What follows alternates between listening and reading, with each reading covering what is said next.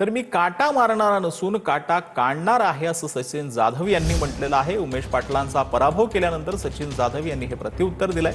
तर सचिन जाधव 1300 मतांनी विजयी झाल्याचं उमेश पाटील यांनी म्हटलंय। निसटत्या पराभवावर टिमक्या मारणं अयोग्य असल्याचं देखील उमेश पाटील यांनी म्हटलंय। तर संजय जाधवांच्या टीकेला उमेश पाटलांनी देखील प्रत्युत्तर दिलेलं आहे।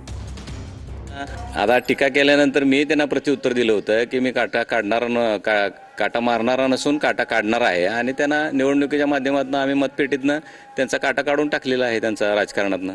नाही, उमेश पाटील हे थोडेसे नाटके आहेत। ते प्रत्येक वेळी त्यांच्या सोयीची भूमिका घेत असतात। त्यांनी कुठलाही पुरावा नसताना काटा मारणारा म्हणून माझं प्रोजेक्शन केलं आणि त्याला मी उत्तर दिलेली आहे। तर अशा पद्धतीनं खोटारडेपणा करतात ते, परंतु जनतेनं त्यांना मतपेटीतून उत्तर दिलेलं आहे, त्यांचा पराभव झालेला आहे। थोडी तरी जनाची नाही मनाची त्यांनी बाळगली पाहिजे। येऊन 1300 मतांना निवडून आलाय। उमेश पाटील कोण आहे हो? उमेश पाटीलचा वडील कुठं साधा ग्रामपंचायत सदस्य तरी होता का? उमेश पाटलाचा कुठं कारखाना, बँक, शाळा, संस्था, पतसंस्था काय आहे का? 1000 कोटीचा मालक उमेश पाटलाचा काटा काढला म्हणतो। तुम्ही काटा मारून पैसे कमवायचे आणि निवडणुकांमध्ये खर्चायचे आणि उमेश पाटलाच्या निसटत्या झालेल्या पराभवावर टिमक्या मारायच्या, हे काही योग्य